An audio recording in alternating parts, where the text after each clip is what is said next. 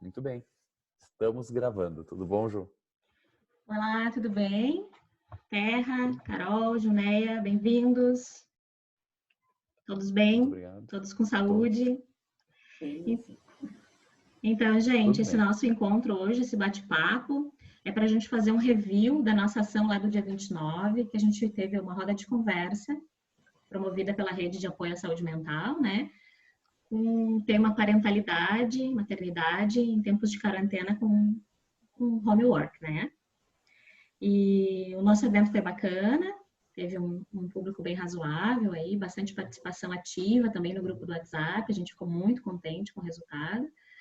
Mas a ideia dessa view aqui de hoje é a gente poder disponibilizar também o material para quem não participou, pelo menos o resumo, assim, ainda que com preservação da privacidade de todos, né? Vou me apresentar, então, eu sou Juliana Goulart, eu sou da 20ª Vara, sou mãe de 3, do Cícero, da Helena e da Clarissa, e estou aqui para conduzir esse bate-papo, para facilitar, para a gente entrar nesse tema que tem trazido tanto zoom nos grupos de WhatsApp por aí, e nos grupos de mães e pais, e também nos grupos de trabalho, né, nas equipes, assim, tem movimentado bastante. A ideia surgiu porque eu mesma tenho uma pequena em casa e já me vi em muitas situações de ter que me dividir ou me trividir, como eu digo aqui, entre as tarefas com a escola das crianças, as demandas das crianças, demanda de casa, demanda do trabalho, enfim. Não é tão simples, né? Dá para a gente ajeitar, mas tem que ter bastante jogo de cintura. Então, com isso, eu pensei que talvez pudesse colaborar de alguma maneira, trazer alguns amigos para a gente ter essa conversa e abrir um espaço, então, dentro da instituição, junto com a rede de apoio, para a gente fazer esse debate. Vou apresentar a Carol. E aí, Carol, tudo bem? Tudo Carolina? bem, bom dia. Prazer estar aqui com vocês. Eu sou Carolina Mosquer Lima, sou diretora do Núcleo de Acompanhamento e Desenvolvimento Humano da Justiça Federal aqui do Rio Grande do Sul. Trabalhei por muitos anos na seção de psicologia, porque essa é a minha formação inicial, e faz uns anos que estou na direção do núcleo. A Junéia está aqui como a nossa colaboradora técnica, super querida, voluntária, nos recebendo e debatendo com a gente. Fala, Gil. Eu sou Gilneia e agradeço a participação, o convite para a participação. Foi muito bom o nosso encontro, né? Tanto no dia que nos falamos, quanto no WhatsApp, assim, muito legal a iniciativa de vocês. Parabéns para vocês. Eu sou Gilneia, sou psicóloga, especialista em neuropsicologia, trabalho com educação infantil numa escola de educação infantil aqui em Canoas e trabalho no consultório já desde sempre, desde que me formei, com crianças, com adultos também. Maravilha. Sou mãe, né? Sou mãe da Larissa, de 18. A filha já não me dá mais tanto trabalho, né? Ela se vira mais sozinha, mas também demanda uma atenção legal. Legal, Gil. E o Dr. Terra está com a gente também, membro do nosso grupo de apoio à saúde mental, super colaborador, também dá um suporte técnico para a gente, que a gente é muito grata. Bem-vindo, Terra. Obrigado, Ju, Carol, Junéia, amigos que estão nos escutando. É muito legal estar podendo participar dessa ação que surgiu de dentro da Justiça Federal e tem muita gente que está participando e trazendo um monte de coisas boas, ideias. É muito legal. Meu nome, então, é José Luiz Luvizeto Terra, sou juiz federal, titular da 4ª Vara em Passo Fundo. Eu sou pai do Henrique e da Letícia e espero trazer alguma ideia, trocar alguma informação com vocês e principalmente aprender com vocês, tá bom? Beleza, gente? Obrigada. Carol, tu quer contextualizar para a gente um pouquinho a ideia do projeto, como que surgiu? Sim, o projeto ele foi pensado pela seção de psicologia, né? Justamente por a gente entender que é um momento muito atípico, assim, e a pandemia e toda essa situação de distanciamento social afeta não só a nossa parte, nossa saúde física, né? Afeta também a nossa saúde mental, né? Justamente porque cria uma situação muito atípica, nos exige, né, do ponto de vista da saúde mental, novas estratégias, né? Então, a gente pensou que a gente precisaria de mais auxílio, né? e que nem toda ajuda precisaria ser, digamos assim, técnica profissional, né? Porque essa capacidade de ajudar uns aos outros é uma coisa do humano, né? Inata, né? Então a gente, a psicologia teve essa iniciativa, né? O Rafael e a Ivana. Aí juntou, então, alguns diretores e magistrados que eles já tinham contato com o tempo esse grupo foi adicionando outras pessoas, né, que demonstravam interesse em participar. E a ideia é que cada um ajude com aquilo que sabe fazer, né? Que eu acho que em momentos como esse, assim, a ideia é um pouco essa, a gente pensar o que a gente já fazia antes, né, para cuidar da gente, e o que a gente fazia antes para cuidar dos outros, e colocar isso a serviço, né? Em Já que prática. servidores somos também. Servidores somos. Perfeito, Carol, é isso mesmo, assim. Cada um trazer um pouquinho de si para compartilhar com o outro, né? Muito bacana. Sim. Então, gente, assim, a pandemia veio e nos pegou de surpresa. Ontem eu ainda falando com a minha equipe disse assim, a gente não teve tempo, né, para se preparar, para fazer projetos, nem nada. E isso nos coloca à prova de muitas maneiras, né? Mas também nos coloca a provas como pais, mães, enfim. E como trabalhadores, né, no nosso dia a dia também. A gente acaba precisando se reinventar de muitas maneiras. Mas aqui, especialmente, eu tenho uma questão que veio forte no grupo lá e acho que Gil pode nos ajudar nisso, assim. Como que a gente trata com essa questão? Como é que a gente lida com isso com as crianças, assim? Como é que a gente fala? Como é que faz? Eu acho que 2 pontos, assim. As crianças são a parte mais frágil, talvez, de todo esse isolamento, né? As crianças menores, principalmente. Porque, como a gente falou naquele dia, assim, nós adultos temos mais recursos de expressão de sentimentos, né? Esses momentos, aquele encontro foi, os grupos, a fala desenvolvida do adulto, a gente tem recursos, nem todos usam, né, obviamente, mas a gente tem muito mais.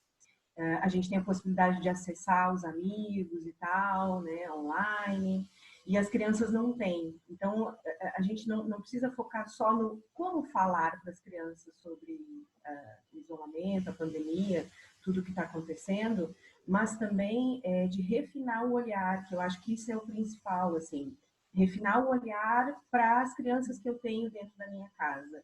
Como elas estão expressando os sentimentos em relação a tudo isso que está acontecendo, né?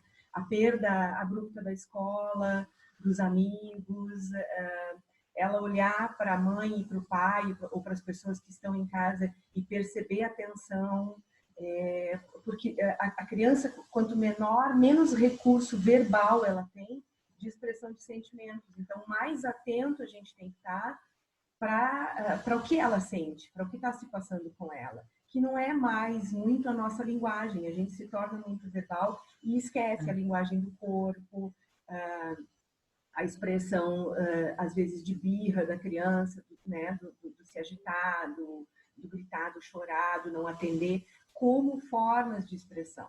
Então, assim, em primeiro lugar, é refinar o olhar, é poder criar espaços de observar teu filho, de ver do que ele está brincando, o que ele está demandando com aquele comportamento. É o principal, é o básico. Como falar, a gente conversou sobre isso no encontro, que eu acho que foi muito legal, assim. Sempre a verdade, sempre falar. Eu acho que falar sobre esse momento para as crianças é muito importante. As crianças têm uma percepção muito grande, maior do que a gente imagina. A gente não pode menosprezar a capacidade delas de entendimento. Elas constroem hipóteses sobre o que está acontecendo. É muito interessante. Eu trabalho direto com as crianças fazem desenhos sobre a pandemia, sobre o vírus. Então, criem esses espaços também, que geralmente são espaços de arte, né, de desenho, de pintura, para que ela possa se manifestar, para que ela possa expressar com os recursos que ela tem as angústias que ela sente. As crianças têm os mesmos sentimentos que nós, só não têm os mesmos recursos de expressão, né? Então, acho que isso é super importante. Então, sempre falar sobre o que está acontecendo, porque ela está percebendo. Não negligencie isso. Mesmo o bebê está percebendo, porque ele percebe a sua mãe, ele percebe o seu pai. Ele conhece muito mais vocês do que vocês imaginam. Eu sempre digo isso para as mães e para os pais, né? Então, eles estão percebendo a pandemia através das emoções de vocês. Eu digo isso para as mães, os bebês conheceram vocês por dentro, é uma coisa que nem vocês conhecem. Eles sabem o batimento cardíaco teu, então ele te conhece muito mais. Então, conversar sempre com as crianças dentro da verdade. Agora, cada faixa etária precisa de um recurso diferente, né? Sempre uma linguagem muito acessível, muito verdadeira, muito franca, mas sempre muito acessível para a criança, porque a gente precisa entender, às vezes nessas explicações a gente usa palavras e usa termos que a capacidade cognitiva da criança ainda não alcança, então atrapalha, né? Então, quando tu fala vírus, quando tu fala esse tipo de conceito mais elaborado, a criança não consegue entender. Então, sempre contextualizar, trazer para uma situação muito pé no chão para ela. E evitar os dois polos, né? Evitar a catastrofização, que às vezes a gente entra num looping de, né? A gente acaba também estando muito tenso, isso passa demais, a gente acaba falando de um jeito muito pesado para a criança. Como ela não dimensiona, ela se assusta muito. Mas também não recair no outro polo, que é, esses dias numa conversa, uma outra psicóloga dizia que era do filme A Vida é Bela, né? Nada está acontecendo, tudo bem. Não, que eu acho que também é uma oportunidade para a criança de entendimento desse movimento todo que se passa dentro da pandemia. Acho que são regras básicas, assim, para se falar. Beleza, e isso também se aplica a gente, assim, né? Porque, enfim, a gente também fica tenso, a gente também às vezes não se dá conta do que está se passando com a gente. E agora tu falou nisso das crianças, que eles são muito atentos, assim. Esses dias eu não percebi que eu estava angustiada, que eu estava nervosa, assim, tipo, tentando dar conta da meta, do trabalho, da comida que tinha que ser entregue na hora do almoço, enfim, e da pequena que estava me demandando atenção. E lá pelas tantas eu disse, Cacá, espera um pouquinho. E aí ela me disse assim, mamãe, você tá feliz comigo? E aí eu me dei conta, assim, tipo, eu, adulta, não me percebi ainda angustiada e nervosa, mas ela percebeu. E se eu não disser que não é com ela, daqui a pouco ela vai ficar na cabecinha dela inventando uma história, né? Isso foi muito legal, assim, a gente não se dá conta, né? Surgiu na nossa conversa, aquele dia foi especial, assim, ter surgido. A gente é adulto, né? A gente já não pensa mais como criança, então a gente precisa reforçar isso, assim. As crianças são egocêntricas, então elas sempre acham que o que está se passando se refere a elas, né? Elas vão deixando de ser egocêntricas com o passar do tempo. Então, às vezes, quando a gente não tá legal, a primeira coisa que a criança pensa, o que eu fiz, né? Eu fiz alguma coisa, tu tá bravo comigo? Então, essa é a oportunidade da gente também se conectar com os nossos sentimentos, se permitindo se questionar, bom, como eu tô hoje, e não só se dando conta, mas traduzindo isso para a família, né? Olha, desculpa, filha, hoje eu não tô legal, né? Hoje eu acabei gritando contigo demais do que deveria, ou sei lá, mas não tem nada a ver contigo. É porque eu tô preocupada com o meu trabalho, com a grana, com todas as coisas. As crianças se aliviam quando a gente fala isso, né? Porque elas têm uma grande percepção e geralmente elas acham que é em função de algo que elas fizeram.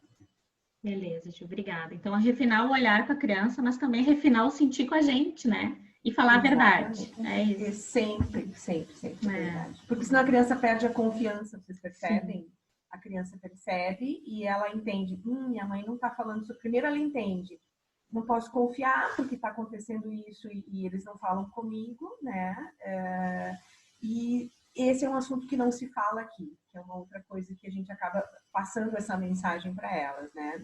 Não dá para falar aqui. Se a minha mãe não está falando, ela não está autorizando. Se meu pai não está falando, então não se fala. Então vira tabu. E isso é ruim, né? Claro. Então, Carol, e aí, do ponto de vista, assim, do núcleo e tal, do dia a dia do trabalho, assim, que tipo de olhar tu acha que a gente poderia desenvolver um pouco agora para esse momento? Sabe que eu estava ouvindo a Juné e estava pensando, assim, que tudo isso que ela falou, eu acho que vale para qualquer relação, né?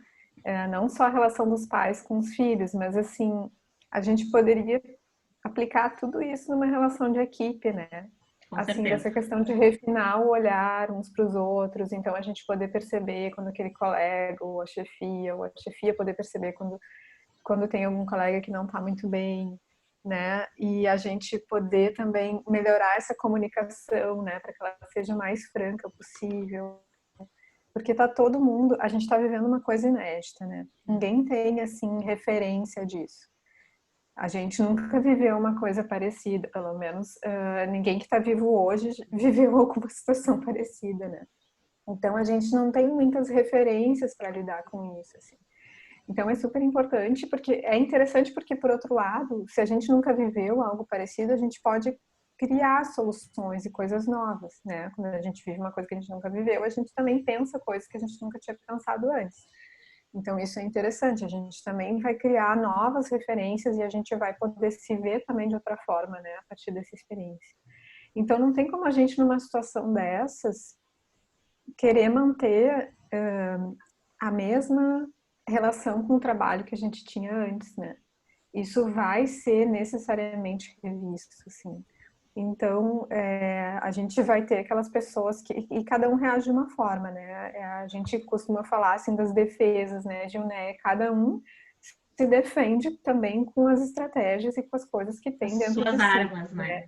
Isso. Então, alguns vão reagir de uma forma um pouco mais maníaca, até quem sabe, e daqui a pouco vão até produzir mais do que produziam antes, né? Tem pessoas que podem estar na situação, pessoas às vezes que estão sozinhas, e daí para não se haver com essa solidão, assim, do isolamento social, né? Vão até trabalhar mais. Pessoas que eu tenho acompanhado, assim, de estarem com situações de doença na família bem importantes, e aí fazem questão de continuar trabalhando porque é aquele momento em que ela vai pensar em outra coisa que não na doença do familiar, né?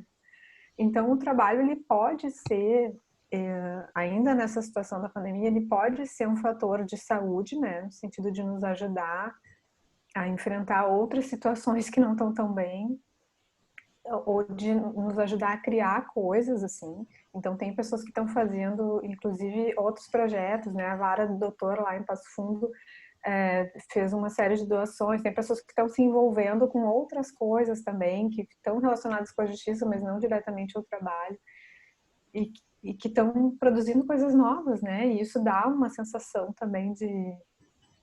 Isso ajuda a acalmar a angústia, né? Assim. Então, acho que é uma situação completamente nova. Seria... eu acho que... Eu diria assim que não seria saudável a gente esperar manter a mesma relação com o trabalho que a gente tinha antes. A gente sabe também que os nossos servidores e juízes tem o nosso público tem essa característica, né, de ser pessoas que se exigem demais. Muitas vezes não precisa a chefia estar exigindo, ou a corregedoria, ou enfim, as próprias pessoas se exigem, né? Sim.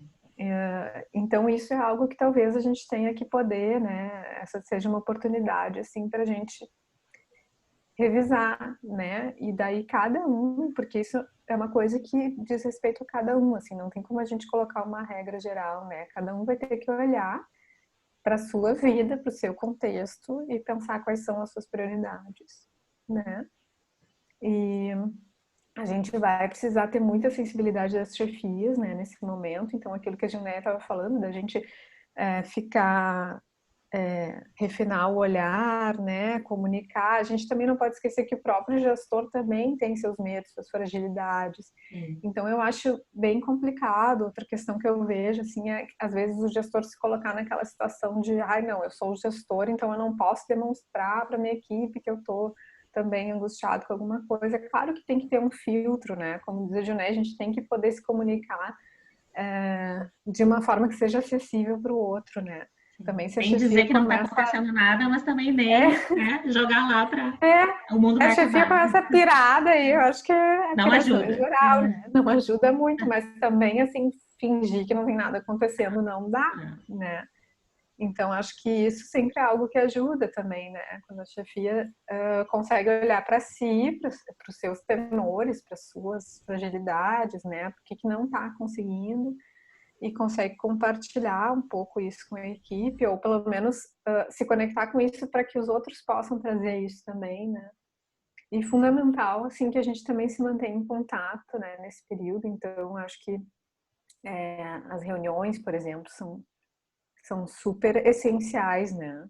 Até lá no CNJ, né, que saiu, ou foi no STF, agora depois eu vejo ali, coloco na referência da nossa conversa aqui, mas até tem uma indicação lá, acho que de 3 reuniões semanais com a equipe, também não dá para virar mais uma exigência, né? Porque também tem isso. É mais Acho que uma a gente tarefa. não pode também virar assim mais uma tarefa, mas sem dúvida, sim, reunir com a equipe nesse momento, Sim, é bem importante. sobre o que está acontecendo na instituição, super importante, né? Porque a gente Eu acho. tem que melhorar essa comunicação, né, entre quem decide as coisas e entre quem, em tese, executa, né? A gente também faz essa separação, ela não funciona, não é Exatamente tão assim, né? estática. A gente também tem uma teoria da psicologia que vai dizer que o trabalhador também é gestor do seu trabalho. Com certeza. Então, essa separação não é tão estanque assim, mas a gente tem que sim melhorar essa comunicação, né? De tentar entender o que está acontecendo na instituição, porque a comunicação ela não se faz só, como a gente pensa às vezes na justiça, via ofício, né? A comunicação, Talvez a para ser comunicação efetiva, ela verdadeira tem várias aconteça de formas muito, muito mais transversais do que via ofício. A gente bem sem dúvida. Essas oportunidades de reunir a equipe, elas são especiais não só pela circulação de informações, mas como pela oportunidade da gente visualizar a continuidade. Eu acho que é uma das questões mais importantes, porque é um momento muito complicado, assim, onde tem horas onde a gente pensa, nossa, minha vida está em risco, eu vou perder pessoas, isso é grandioso. Entendeu? Então, e aí daqui a pouco, por que eu vou trabalhar? Que sentido tem o meu trabalho? Se a morte está batendo ali na porta de todo mundo. Então, a gente tem momentos, todo mundo, eu acho que já passou por isso nessas últimas semanas, tem momentos onde as coisas perdem a importância, porque tem algo muito maior batendo ali na porta. Claro.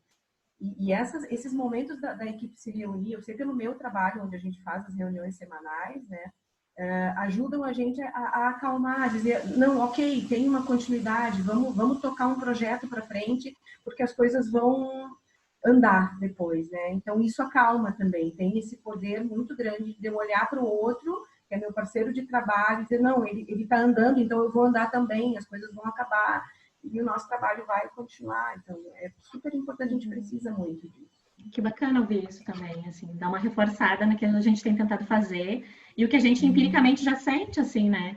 Que quando a gente reúne, parece que são todos familiares, e eu sempre procuro saber se está todo mundo bem e tal, então parece que a gente se conforta, né? Se autoconforta, assim, naquele grupo, naquela equipe, e rola uma sinergia mesmo ali, que faz bem.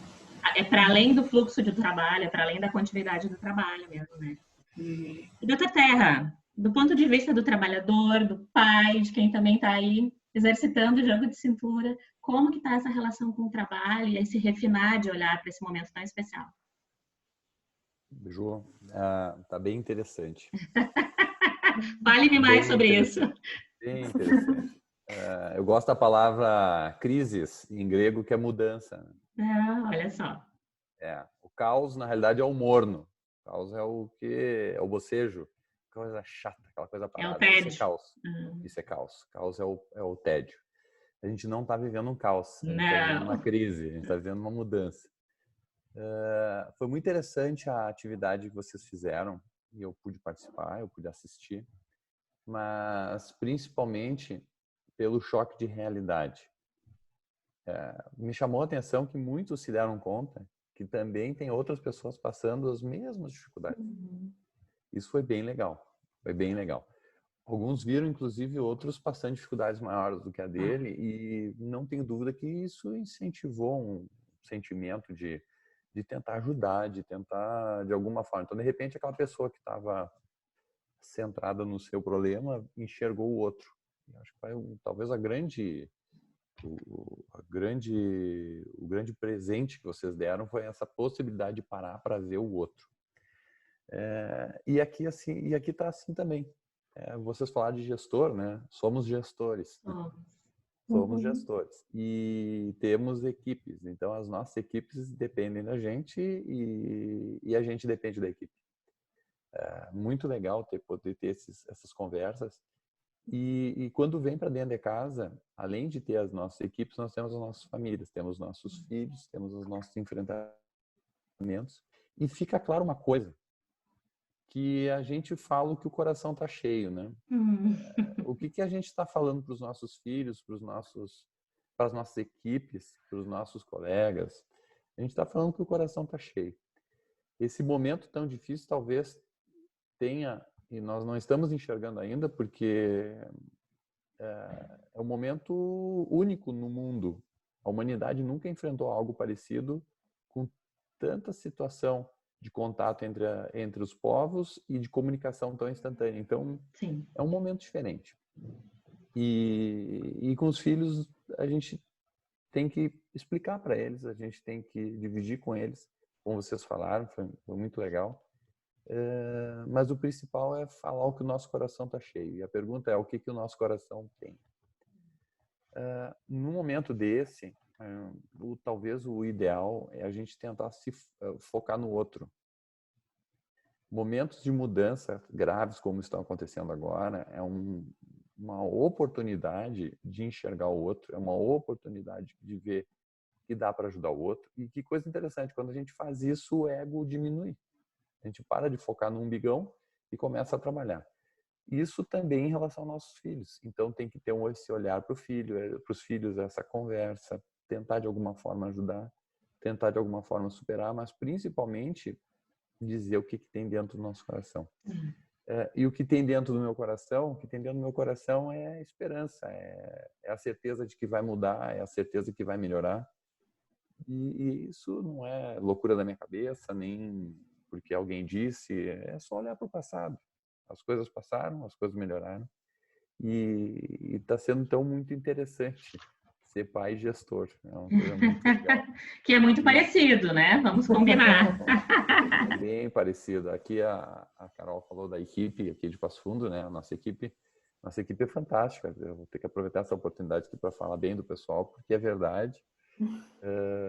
O pessoal se cuida, o pessoal se ajuda, o pessoal segue, e principalmente o pessoal divide as ansiedades.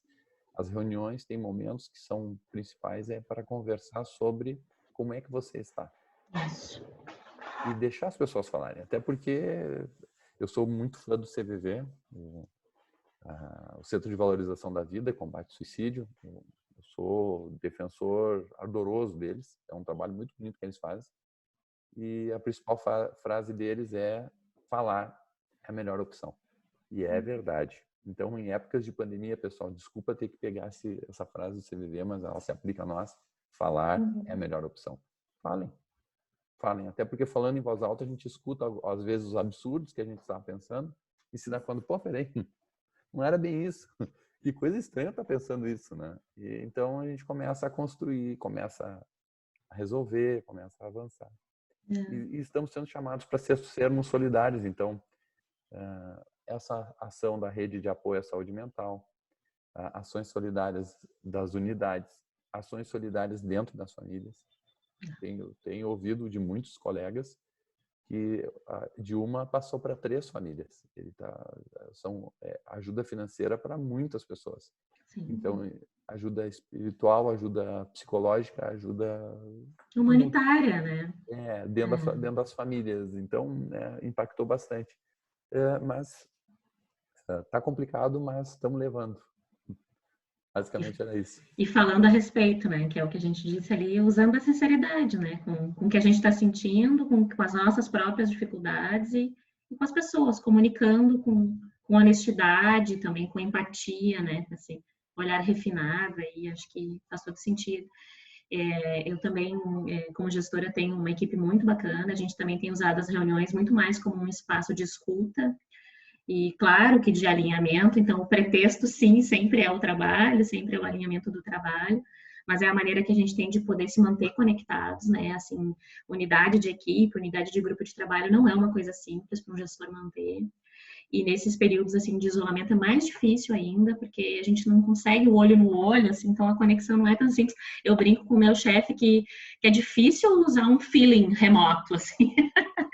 Eu digo que eu tenho um feeling bom, assim, mas remotamente é mais complicado. Então, quanto mais instrumentos e ferramentas a gente tem de se conectar, de conseguir se enxergar, de ouvir a voz do outro, né? Porque às vezes é pela voz que a gente saca que a pessoa não tá tão bem naquele dia. Enfim, eu saco que às vezes eu não tô tão bem pela minha respiração, né? O quanto eu tô respirando mais curto, mais tranquilo. E então essas oportunidades são muito bacanas, né? Fala, Gil. Eu acho que tem uma coisa muito legal assim das reuniões, né, online, que é uma oportunidade única da gente estar na casa das pessoas. Eu acho que dentro dessa proposta de transformar a crise em aprendizado e tentar retirar o que de melhor a gente pode, isso é uma coisa muito legal, assim, né? Eu vou te dizer porque nas reuniões que a gente faz no meu trabalho, e a gente tem uma equipe muito legal ali, maravilhosa, mas aí tu tá tendo a oportunidade de ver os filhos da colega, o gato, o cachorro, os sons da casa, o que acontece, e isso com os meus pacientes também, vou te dizer, um aprendizado muito legal, uma oportunidade muito legal. As professoras com os seus alunos também estão tendo essa oportunidade de fazer um entendimento diferente. Poxa, como é que essa casa, a mãe gritando lá, o pai... E a gente vai tendo um entendimento e uma proximidade que é uma oportunidade raríssima e muito bela, sabe? Acho que a gente tem que aproveitar muito isso. Tem razão, se a gente puder olhar para isso com uma atenção, assim, né? A gente acaba se afinizando mais, né? Porque, afinal de contas, todo mundo tem uma intimidade, todo mundo tem uma vida privada, e a gente está tendo a oportunidade de entrar um pouquinho, assim, né? Se a gente fizer bom uso disso, acaba nos aproximando mais, né? Afinal de contas, todo mundo usa um pijama, né? Todo mundo usa uma pantufa, né? Nessa casa lá, então. E por falar em escola e professoras, eu queria te perguntar, uma coisa que apareceu forte para nós também no encontro foi, assim, a pressão e como que os pais estão se sentindo também com o homeschooling das crianças, porque a escola também está dentro de casa agora, né? O que tu nos diria sobre isso, assim?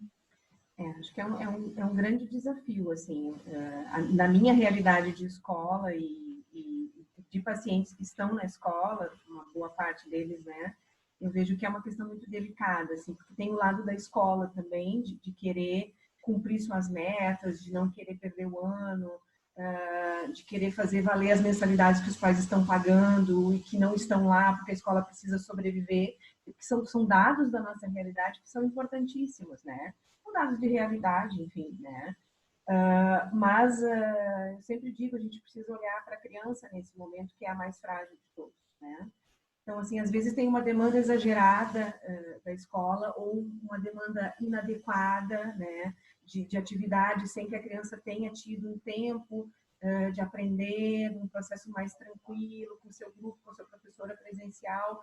Aí gera uma demanda para as mães e para os pais de poderem ensinar a criança para que ela possa fazer as atividades que a escola está esperando. Então, como escolhem hoje tem sido uma questão super complicada. E eu acho que as escolas, no afã de mandar, atropelam às vezes, tá? Eu trabalho com educação infantil, eu tenho visto atividade para educação infantil. Eu tenho visto mães me dizendo, Ginéia, tem que fazer, eu não sei o quê, que a prof pediu, e aí todo mundo faz, como é que o meu filho não vai fazer? Porque depois tem que mandar um videozinho na educação infantil. O Pinóquio do amigo ficou muito mais bonito do que o que a gente fez aqui em casa, entendeu? Exato, exatamente. Então, eu acho que é um momento também muito especial dos professores estarem nas casas e terem uma compreensão legal, mas também acho que é um momento muito especial dos pais poderem se apropriar muito mais de como é que as crianças aprendem. Os pais estão se questionando, como é que o meu filho aprende? Isso é aprender?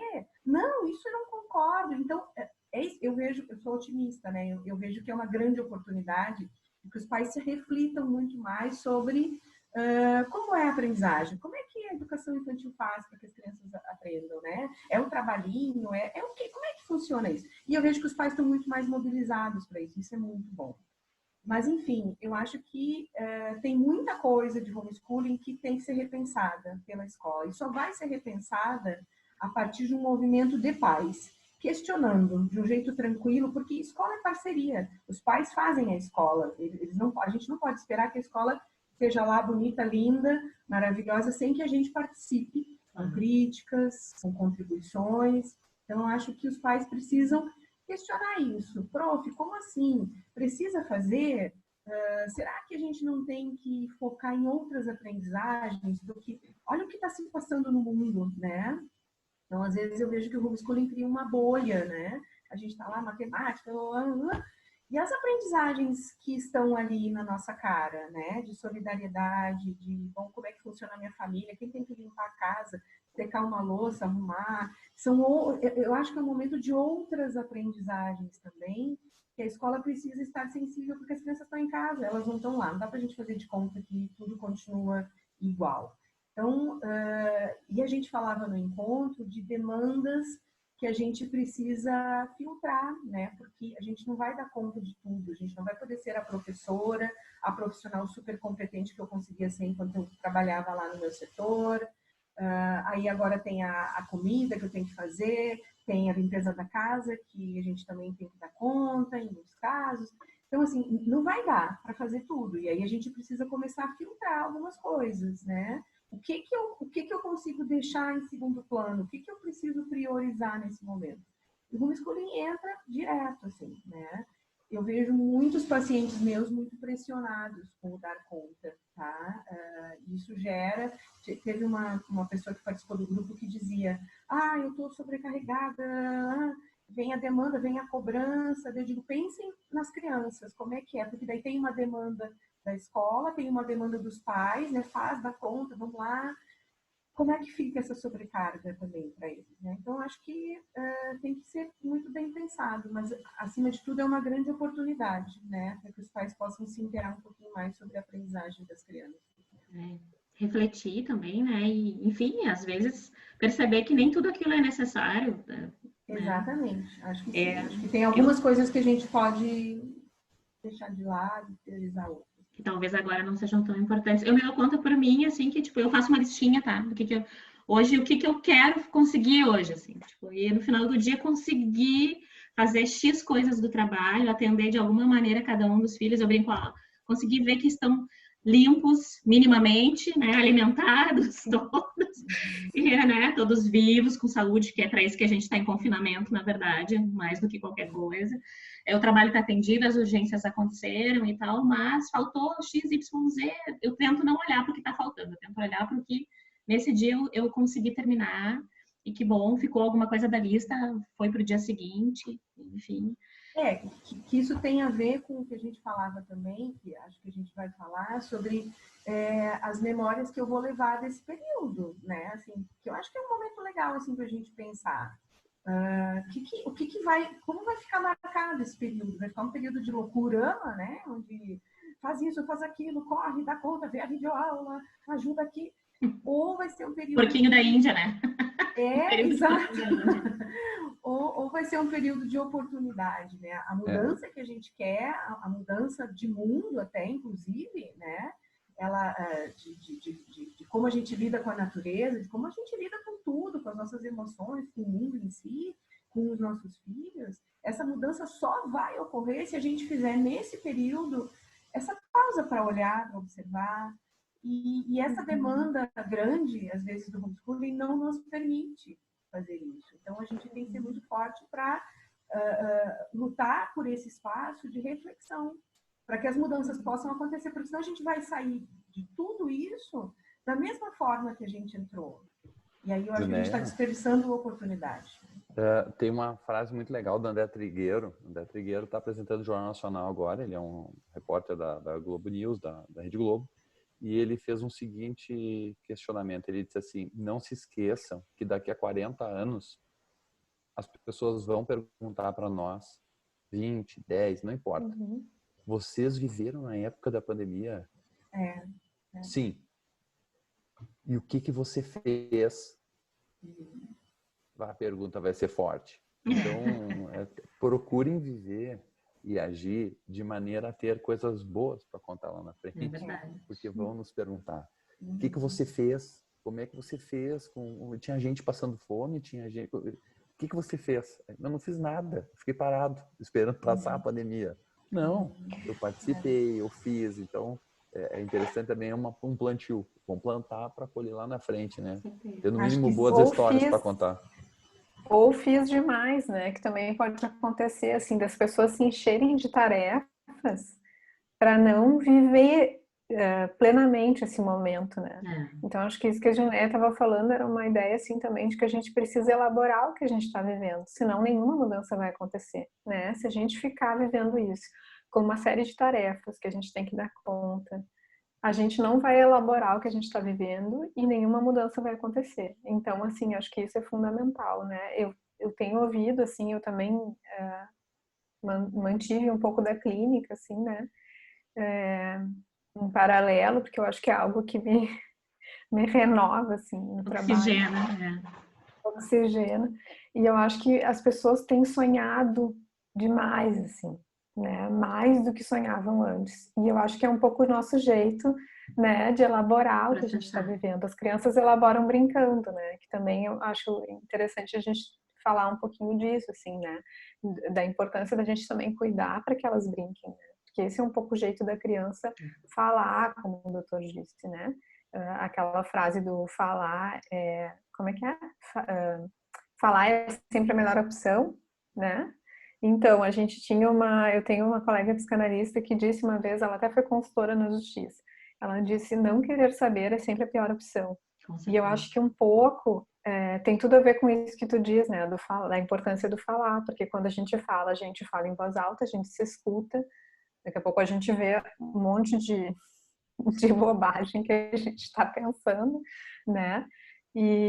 Mas a gente entra em contato com isso, então a gente toma conhecimento, a gente passa a saber o que a gente tem pensado e como é que a gente tem lidado com as coisas, né? Então, assim, não querer saber é sempre a pior opção. E às vezes um jeito de não querer saber é isso, é se encher de coisas para fazer, né? E aí não viver aquilo que tá acontecendo ali, né? E aí, enfim, desse jeito nenhuma mudança vai se produzir, né? Maravilha, Carol. Eu vou dizer para vocês que, da minha parte, eu tenho aproveitado este momento para operar algumas mudanças também, assim, tipo, eu não sou uma pessoa que pede muita ajuda, eu tenho aproveitado para pedir mais ajuda, porque senão não tem condições, a pessoa quebra no meio, né? Não dá. E tenho trazido mais o marido, o companheiro para a jornada de trabalho, que agora ficou interrupta, né? A jornada feminina.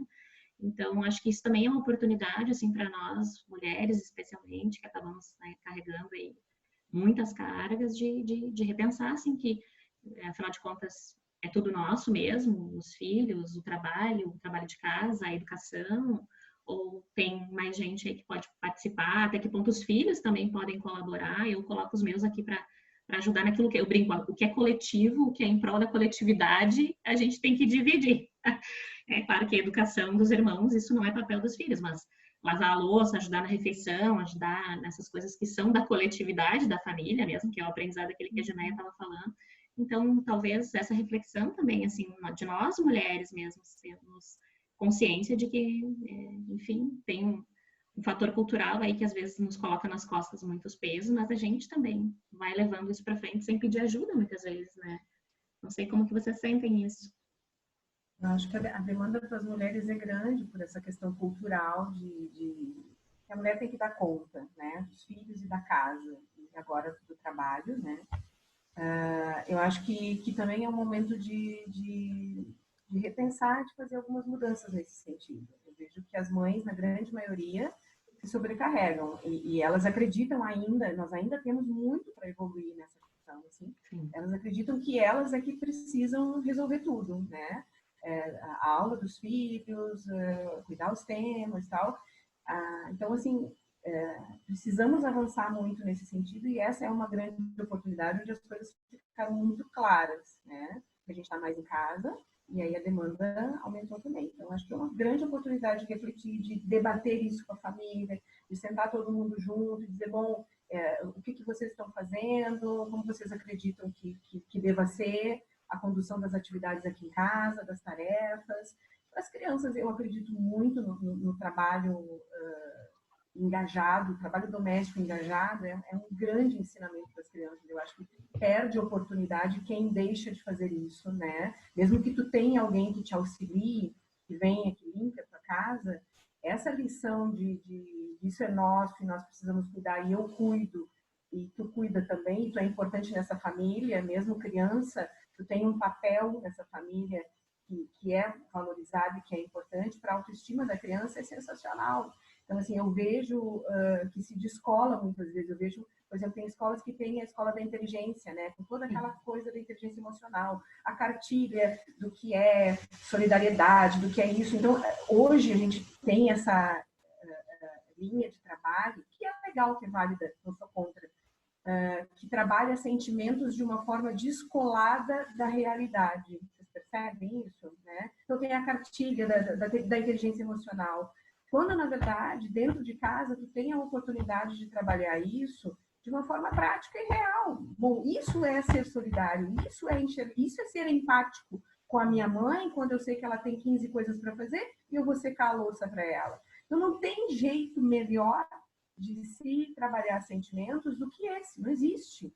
Mesmo que tu tenha na cartilha o conceito do que é empatia, mas tu precisa vivenciar. E dentro de casa é a oportunidade, esse tipo de engajamento é a chance. Perfeito, é um rico momento, né? É uma bela oportunidade. Já que estamos todos em casa mesmo, né? Gente, no meu roteiro, as coisas mais importantes nós tratamos. Aí eu queria fazer um bate rápido com cada um de vocês para deixar uma impressão ou uma palavra para a gente finalizar.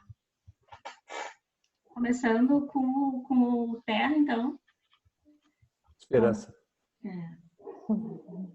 Esperança, perfeito. Gil?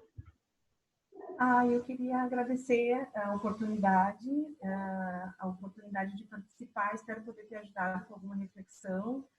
E quero dizer que vocês também me ajudaram a ter essa visão, sair do meu umbigo, né? E poder ver, olha, tem a Edelweiss que está precisando muito mais do que eu, as pessoas que eu posso ajudar de alguma maneira. Então, eu queria agradecer porque vocês também me ajudaram a ter essa visão de continuidade, né? E de valorização do meu trabalho. Então, grata sempre para vocês. Tá? Nossa, a gente que agradece muito. Obrigada, querida. Carol? A minha palavra ia ser agradecer também, assim, né? A iniciativa da Ju, a participação do Dr. Terra, a participação voluntária da Gilneia, que eu acho que acrescentou muito, assim, né? Com a prática clínica dela, trouxe uma visão muito importante, assim. E agradecer porque isso nos ajudou a aproximar, né, dos servidores, da realidade de cada um, assim. Talvez de um jeito até muito mais efetivo do que a gente tinha lá no trabalho presencial, né? Então, queria agradecer mesmo, assim, essa proximidade que a iniciativa de vocês trouxe para o NADH. Perfeito. Eu agradeço também a participação de todos, o apoio, o coleguismo. Acho que a gente está exercitando sim a solidariedade, a começar por esse grupo, que se propõe também acolher outros tantos. É um grupo que está aberto para quem quiser colaborar com outras ações também. Agradecer muito fortemente a Junéia, de todo o coração, assim, pela participação amiga e por tudo que ela trouxe de qualidade, assim, de enriquecer mesmo esse nosso debate. Um ponto de vista externo sempre é bom, né? Sempre dá também uma oxigenada. E a minha palavra seria a flexibilidade. Acho que eu tenho usado como mantra, assim, a flexibilidade nossa de cada dia que vai nos guiar, tá? Eu agradeço, vou finalizar e a gente se encontra no próximo. Até lá, fiquem todos bem e obrigada.